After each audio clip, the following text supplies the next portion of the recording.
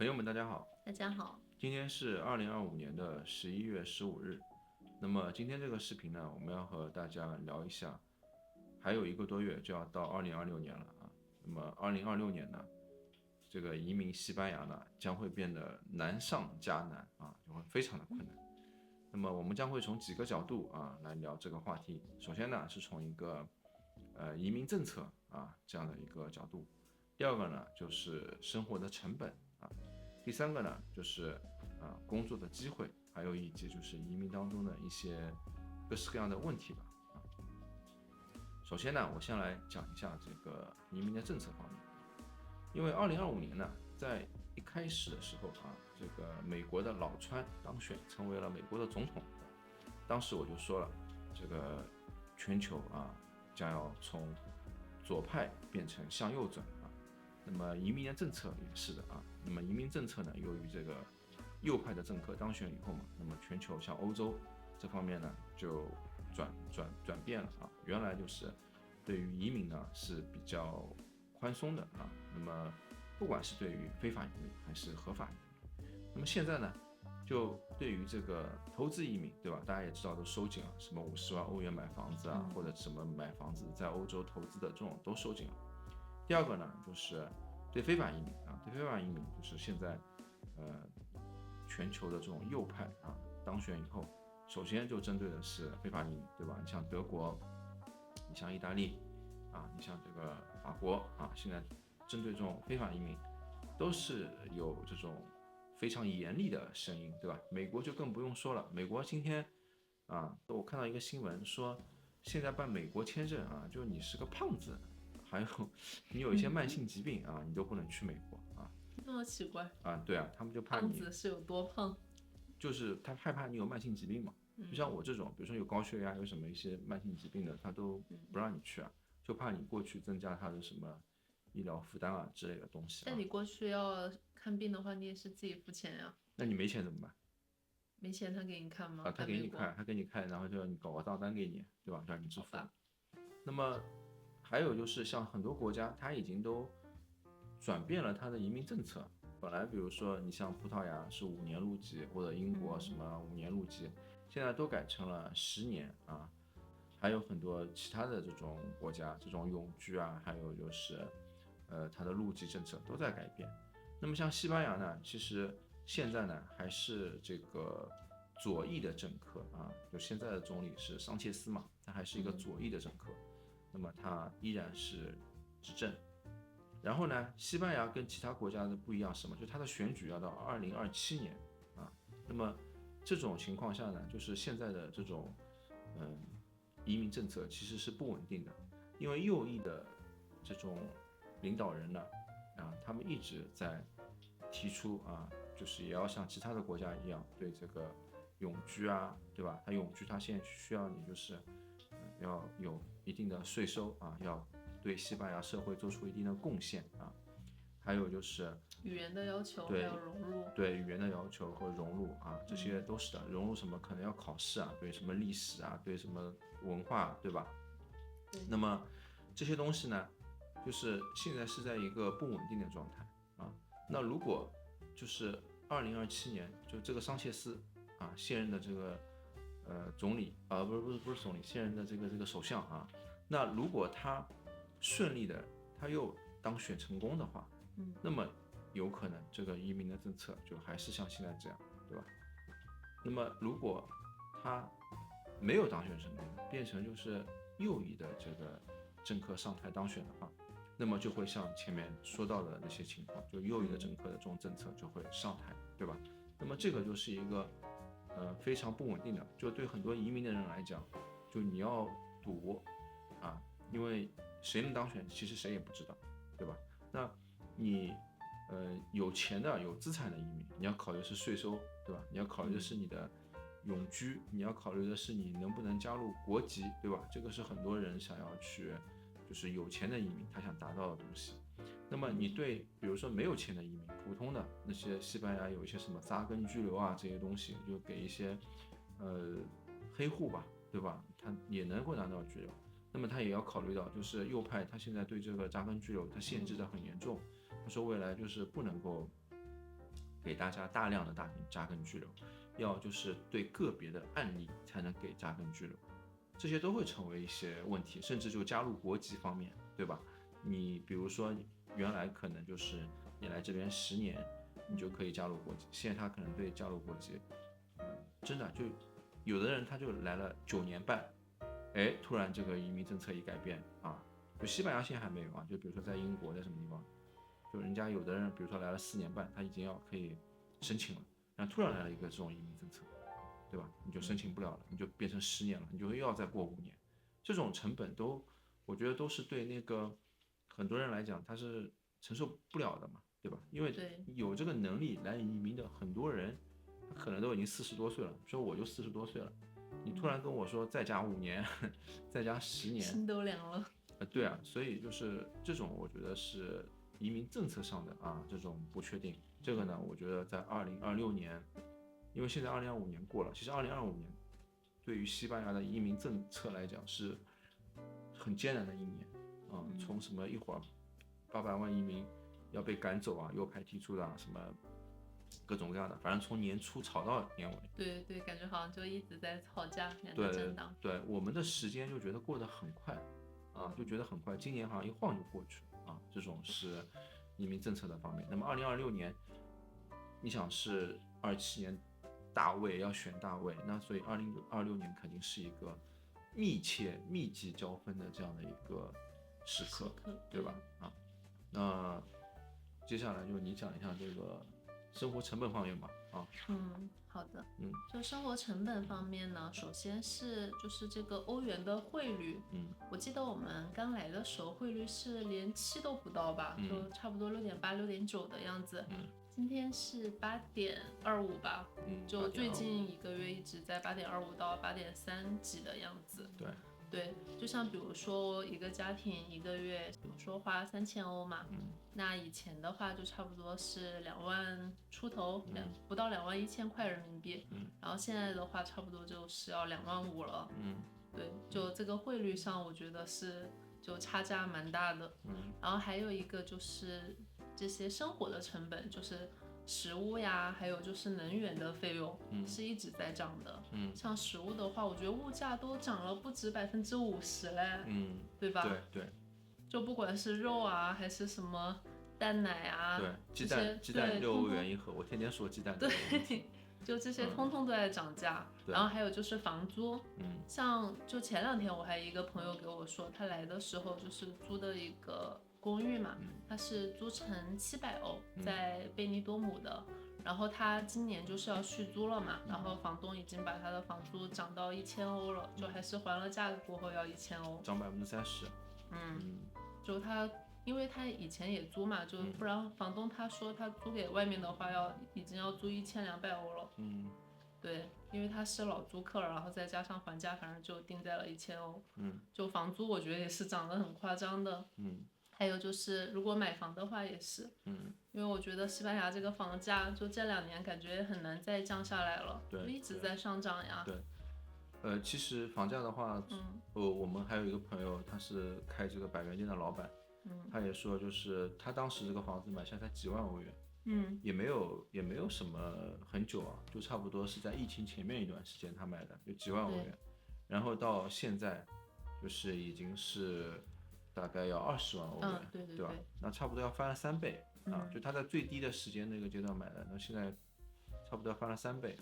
而且他说那个海边的公寓，就我们这一排海边公寓，之前那种稍微老一点的楼吧，好像是20多万欧，就是直接看海的，然后现在都没有低于50万欧的，就海边的公寓，就那种30年的海边的老公寓，它都要50万欧以上。我觉得这个很夸张哎。对，就这种涨，对吧？反正这种泡沫化是极其严重的极其严重。就一时半会儿，它应该也是不太能降下来的。对，这个肯定的嘛，因为就是这种涨，它肯定是有投机的人他推动的，对吧？然后这种只会就是说大家都想有这种投机的心理嘛，对吧？像我们看到一些房子，它其实也是随着这个涨的价格它挂在上面，但是到现在已经2年了也没卖掉。对，我自己收藏了几套房子，就是我看着它一直在涨但是它也一直没有卖掉。对，一直没有卖掉。就这种，但是对于你就是来的人，就你要来移民的人，那你可能就接盘了，你成为接盘侠了，对吧？要不就是你租的话，那成本其实也就是多付出很多的，对吧？对。所以这个是一个现实的啊。那种汇率啊，就是汇率和物价同时在涨，这个就很可怕了，对吧？其实你物价涨了50%，那汇率再涨了，比如说20%，一下就等于，然后房租在涨，对，就所有都在涨。对，这个也是一个很高的一个成本啊，我觉得对，就是移民来讲啊。那么第3个呢，我觉得是一个中介啊，就是中介。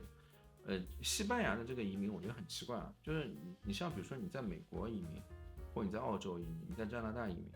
那么大家基本上呢会找一些律师什么的啊。西班牙其实移民它也有律师啊，移民律师，但是我不知道是不是因为语言的问题，或者说西班牙这边就是说华人的移民本来就是说它这种代数比较少。你比如在美国移民，可能就清朝的时候在美国就有移民，是吧？那么他美国移民可能有好几代了。那么华人律师这个东西，它就是非常常见的，对，非常常见的。在西班牙呢，可能就是说华人律师还是比较少的啊。就是我说的华人律师他是真正的自己有律师职业执照的那种啊，不是中介。我们现在其实看到大多数的人，包括我自己看到的。就是我来的时候遇到的都是中介，中介他是没有，就他不是专业的律师，没有自己的律所的，对，他不是专业律师，他是跟一个律师合作，他等于接了一个生意以后，他把你卖给了一个律师，对吧？然后去做这个东西。当然了，我们不是说所有的中介，就是说他是一定都是坏人啊，因为怎么说呢，就我们也不想砸人家饭碗，对吧？就像很多人跟我说啊，他说你把你的视频发到那个什么。国内的什么哔哩哔哩啊，还有那个小红书什么啊，我就说我不太愿意去做这种事情啊，因为我觉得有很多人在从事这个中介的业务，对吧？你说的这个东西虽然是小红书上特别多西班牙中介，对，就我说这个东西虽然是真实的，我自己真实的感受，我自己真实看到的东西，但是你说了以后就有可能会让人家中介就赚不到钱啊，或者怎么样，有这种可能性，对吧？所以我不愿意去做这种事情。大家能够看到我们的视频，那我觉得就是随缘，对吧？对。那么就是这个问题呢，主要还是在什么呢？就是你找了一个这种中介啊，然后中介呢，他没有完全的就是按照法律的这种角度帮你在操作这种业务，那你们之间就是比如说最后你没有拿到居留，对吧？由于他的专业度不够。或者说他为了赚这个钱，他给你乱说，对吧？就明明不是这样，他跟你说成那样，都是有可能的。我们就看到很多啊，现在都有打官司的，就互相告来告去的这种情都有，对吧？其实到最后就是你浪费时间，他也浪费时间，对吧？就我觉得还有个原因也是侧面就说明大家过来就是在这边生活的并不是非常的容易啊，就是很艰难的，不然的话就是。也不会这么多移民，就一来以后，去当中介，对，就自己搞个什么自媒体啊，然后就开始各种各样说西班牙的好话，然后去做中介服务，对吧？去卖这个东西，所以我觉得就是你很运气不好的话，你遇到一些不好的中介，然后你就被骗了，然后你就移民也没有成功，你还损失了不少钱。因为这个收费我们知道是很贵的啊，是很贵的。你真的在这边找一个律师，完全你是符合这些资格的话，一个律师其实是很便宜的，就跟他们中介开的价格来讲，中介价格都10倍都不止啊，基本都是这样子的。所以就是，我觉得这个就是说你有很大的风险，因为西班牙移民律师基本都只听得懂西语，他们都听不懂英语啊，所以就是你找了一个华人中介，对吧？然后你最后可能。就会上当啊，就会碰到各种各样的问题，这个我觉得也是就西班牙移民这是一个难的问题。那么肯定有人就说，那这个跟2026年有什么关系？这以前也存在呀。现在的问题就是说，过去2025年、2024年、2023年，甚至2022年来的移民，那他们比如说待在这里，他们逐渐的他也去发展这个业务了，对吧？就这个中介就是越来越多了，这个队伍越来越庞大了。对，越来越多了。那么越来越多了，他为了竞争，他为了拿下这个业务，他为了在这里生存下去，所以他们的职业操守方面，对吧，就会越来越那个。那其实就是很多人啊也找我啊跟我说，那个你帮我们做中介，你帮我们做推广啊。就我还是很有底线的啊，真的是很有底线，因为我自己就觉得就是说，就移民这个生活很辛苦很难啊，我觉得就是再怎么样，我也不想去赚这个钱啊，所以就是很多人找我做咨询，让我讲一讲一些规划，讲一讲一些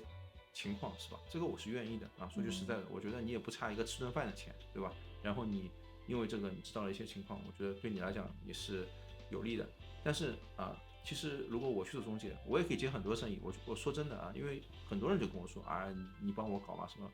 就我不搞这个啊，我不搞这个。所以我觉得就是这个方面呢，也是一个很大的一个坑啊，好吧？我觉得这个2026年，对吧？就你要躲避很多，要小心。对，因为以前那些中介有很多，他可能是在这里的一种华人，他虽然也要就是赚你的钱，对吧？但可能他们就是说他的脑子可能还没有像后面又来的一些华人他们那么着急，明白吧？因为他们家庭在这边，他们也父亲什么母亲什么也可能就来了，他做这个东西，他可能就是心态上不一样。那后面就是疫情以后再来的那些中介，真的那个就很可怕，那个就是我觉得就是在割韭菜啊，吃相有点难看啊，对对对，就基本上是这样子的啊，因为我听到就好多人的那种遭遇啊，真的是挺惨的啊，好吧，那接下来就是还有工作和就业的，你来讲讲。对，就是因为像现在那个川普的政策上台以后嘛，很多南美人，他想去美国的，他只能来西班牙了。就今年我都感觉多了特别多南美人，你知道吧？就还有就是我们平时有时候会接触到的一些南美人，就听他们说，对他们就是都要来西班牙呀，现在他们都不去美国了。其实本来南美人就很多，现在更多，对，现在就更多啊，因为，以前其实我们一些视频也说过的，就是你要在这边工作其实很难的，因为基本上就是，你只有如果你是华人啊，就基本上你只有一个华人的工作机会，就是你要到那个，就是本地人，对吧？西班牙人开的公司里面，难度是很大的，难度是很大的。因为就是你要有这边的学历，对吧？然后你要有非常流利的西班牙语，对吧？但南美人他本来就是一个母语，对然后他的要求也没有你那么多，因为说实在的，如果你能够就是，不管你是从亚洲哪个国家来，或还是你从中国来，对吧？就你能够达到他的这个工作要求的，那基本上你也是就是最少你也是一个，大学本科学历，然后你掌握了英语，然后你又要掌握西班牙语。就像我表妹，她本来也想来，她原来是在加拿大，后来又去了新加坡。那她在她这个行业领域里面工作也有很多年，对吧？也10几年有的。那么她想来马德里工作啊，就是她要掌握西班牙语，她不掌握西班牙语她是来不了的。如果纯粹的英语的话，那她这个待遇比在新加坡一半都没有。就这个收入啊，所以对于华人来讲，他的选择面是很少的。那如果说你没有那个受认可的国际的这种学历啊，你只是一个就比如说没有学历的人，那你只能在华人的一些体力劳动的领域去工作。但现在的问题是，现实的经济情况，华人的这些体力劳动的工作，随着经济不好，很多人他都转行了。这些华人老板他们也要找南美人的呀。对，就经济不好，很多人转行了。那华人老板他从老板变成不是老板了，因为随着这种税收啊什么东西不断的在增加，对吧？对，我们都有看到好多。对，第二个就是他也招那些南美人，因为那些老板他虽然是华人，他是中国人，但是他来这边几十年了，他的西语是很流利的，他跟那些人的思维就讲起来什么也比较好。还有就是他害怕就是你来有什么问题，一个你偷师啊，你自己学了去开了，对吧？跟他又竞争了，对。第二就是他觉得你事情很多，因为新来的很多移民就他这个要求，他跟这些南美移民的要求还是不一样的，对吧？所以他觉得那些南美人相对来说比较事情少而且要的工资也不是那么多。还有就是很多黑户也越来越多就这个也是问题。就黑户反正各式各样的都跑过来，人还没来人还在一半已经开始找工作了，说就人还没到西班牙，他们已经开始在网上开始说要找工作了，没有居留什么要找个工作，就这种竞争就像之前在美国一样的，美国那些黑户到后面都说什么刷盘子什么，就工资要的很低嘛，对吧？就变成恶性竞争了。对，真的是恶性竞争。对，所以就是就是如果你来嘛，语言也不好的话，也没有这种国际认可的学历，就你只能去做这种最基础的工作呀。那这种最基础的工作，其实说白了就是体力劳动嘛。那我觉得是真的竞争不过南美人的。这个真的是很累的，真的是很累的。就可以这么说就我从我们认识的人听到的，就你从早上到晚上基本你是没有停的，你就一直在动，一直在不停的做事情然后休息也几乎是没有的，就中午吃饭一点时间你就有点休息。那